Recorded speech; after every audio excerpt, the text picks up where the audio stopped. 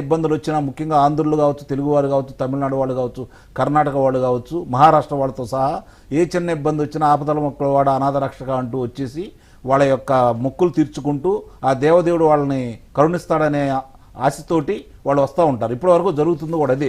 సరే, ఈ ప్రభుత్వం ఇప్పుడు వచ్చిన తర్వాత గతంలో జరిగినటువంటి అన్ని విషయాల గురించి కూలంకుషంగా ప్రక్షాళన చేసే కార్యక్రమంలో చంద్రబాబు నాయుడు గారు ముఖ్యమంత్రి అయిన తర్వాత మొట్టమొదటిసారిగా తిరుపతి నుంచే ప్రక్షాళన మొదలు పెడతానని చెప్పని ఇక్కడ ప్రక్షాళన కార్యక్రమం మొదలుపెట్టారు.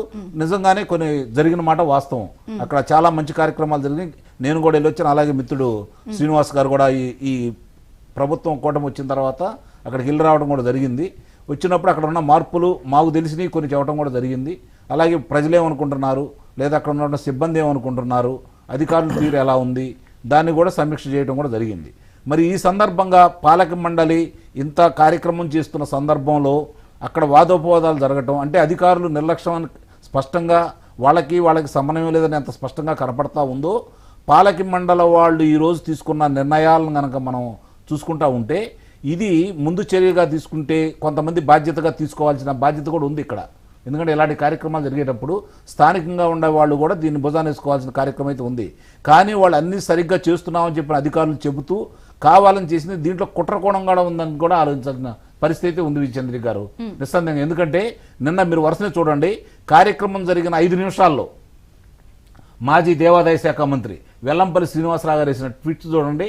12 మంది అండి వైఎస్ఆర్సీపీ నాయకులు 12 మంది అదే రకమైన ట్వీట్ చేశారు 5 నిమిషాల్లో. ఛాయాచిత్రాలతో సహా వచ్చినాయి. ఎలా రాగలిగినాయి ఒకసారి ఆలోచించండి మీరు. అలాగే కరుణాకర్ రెడ్డి మాట్లాడిన విధానం కావచ్చు, రోజా గారు మాట్లాడిన విధానం కావచ్చు, ఇవన్నీ కనుక మనం చూసుకుంటా ఉంటే, అలాగే గుడివాడ అమరనాథుళ్ళు అసలు ఎంత త్వరగా ఇప్పుడు ఎవరైనా సరే మానవత్వం ఉండవాళ్ళు చేయాల్సిన మొట్టమొదటి పని ఏంటి? ఏదైనా కార్యక్రమం జరిగినప్పుడు, ఇలాంటి అపశృతి జరిగినప్పుడు ముందుగా సానుభూతి తెలపాలి, తక్షణం వాళ్ళ సహాయ చర్యలు అందజేసే విధంగా ముందుకెళ్ళాలి. అలాగే వాళ్ళు ఏం చేయాలో మన వంతుగా ముందుగా వాళ్ళకి సహాయం చేసే కార్యక్రమాల్లో ముందుకెళ్ళాలి. ఇక్కడ కూడా రాజకీయమేనా అంటే ప్రతి క్షణం శవాల మీద పేలాలు ఏరుకునే రకంగా కనపడుతుంది తప్ప. కాకపోతే ఇక్కడ గుణపాఠం నేర్చుకోవాల్సింది ఏంటంటే ఇప్పుడున్నటువంటి అధికారులు నిర్లక్ష్యం కనపడతానే ఉంది. పాలక మండలి అధికారులు ఏ విధంగా ఉన్నారో వాళ్ళందరినీ ప్రక్షాళన చేయాలి. ఇంకా 8 మంది అధికారులు డిప్యుటేషన్ మీద వచ్చి అక్కడే ఉండి ఇంకా తిరుపతి దేవస్థానాన్ని అపవిత్రం చేయాలని, ఇబ్బంది పెట్టాలని ఇంకా ప్రయత్నిస్తూనే ఉన్నారు.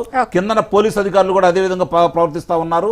అధికారులు సహకరించట్లేదు, ఈఓ గారు సహకరించలేదని చెప్తున్నారు, అలాగే జేఈఓ గారు సహకరించలేదని చెబుతున్నారు. పాలక మండలి దీని మీద ఏ విధంగా మీరు చర్యలు తీసుకోవాలి? ప్రభుత్వం, ముఖ్యంగా ప్రభుత్వం ప్రతిష్టకు సంబంధించింది కాబట్టి ప్రభుత్వం చాలా తీవ్రంగా పరిగణించి, నిన్న డిప్యూటీ సీఎం గారు కూడా చెప్పారు, ముఖ్యమంత్రి గారు చెప్పారు కాబట్టి తీవ్రంగా పరిగణించి ప్రక్షాళన ఇప్పటి నుంచే మొదలు పెట్టాలి.